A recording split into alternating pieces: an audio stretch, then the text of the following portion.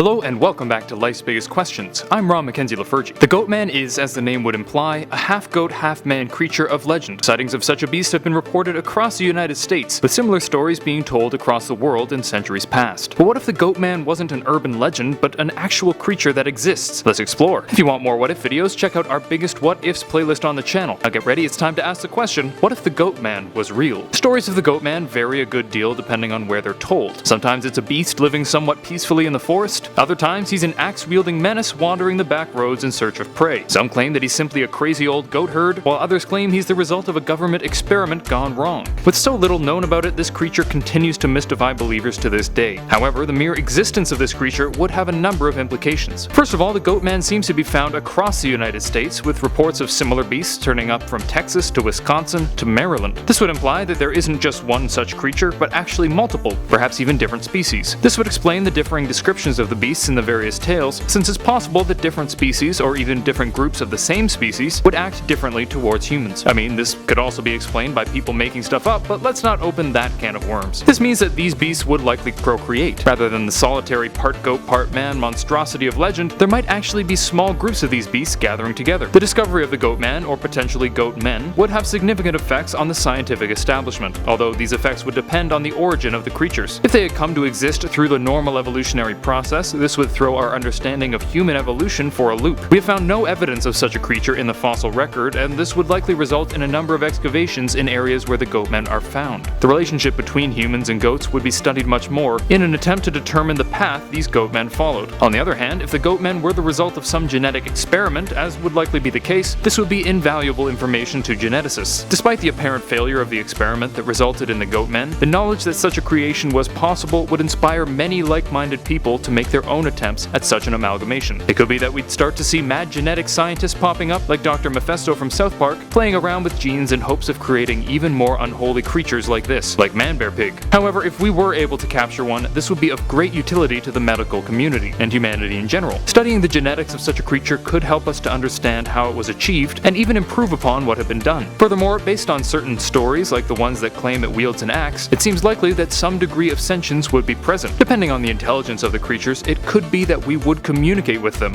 which would help us to understand their kind and even whatever culture may be present. Of course, as with anything, many people would react with hostility at the thought of these Goatmen, whether or not most of them were violent. As we've seen in recent years, some people are happy to judge members of a certain group based on the actions of the minority. This animosity has been directed at just about any group under the sun. Currently we have men attacking women, women attacking men, liberals attacking conservatives, conservatives attacking liberals, people who don't like pineapple on pizza attacking people who correctly know it to be delicious. It's just a mess. Given the apparent inability for humans to get along with other humans, there's a good chance that we wouldn't exactly welcome this new hominid group with open arms. Even if most Goatmen were peaceful, the few violent ones might cause humanity to strike back and attempt to wipe out the creatures. Of course, considering how seldom they're reported, the Goatmen would likely be skilled at avoiding humans, but if we were making a coordinated effort to find and exterminate them with the aid of technology, they would likely be found. Finally, of course, the idea of the Goatmen would evoke rather disturbing images in many people. When one imagines how a half-man, half-goat might come to be, many would assume it was the result of a disturbing union between a human and a goat. This, of course, would become a heck of a meme, with the Goatman finding his way into many jokes about other people's mothers. This is perhaps the most certain result of the existence of the Goatman, with jokes like this dating back to 3500 BC. And now we return to our question, what if the Goatman was real? Well, aside from the effects on Yo Mama jokes, the discovery of the Goatman, or more likely Goatmen, could have some serious implications. It could spark further investigation into the fossil record in certain areas, or else inspire further genetic research. It could even be that, if they possessed near-human sentience, we could communicate with them and potentially even integrate. However, there is a good chance that this terrifying and seemingly savage beast would inspire fear in humanity. This could result in the capture or extermination of the Goatmen, despite cries of protest from many in the population. Thank you for watching Life's Biggest Questions. I hope this was interesting and informative, and maybe even inspired you to look into it further on your own. If you liked this video, please thumbs up and subscribe to the channel down below. While you're down there, let me know what you would do if you ran into the Goatman. Until next time, I'm Ron Mackenzie Lafergie with Life's Biggest Questions, wishing you the best of luck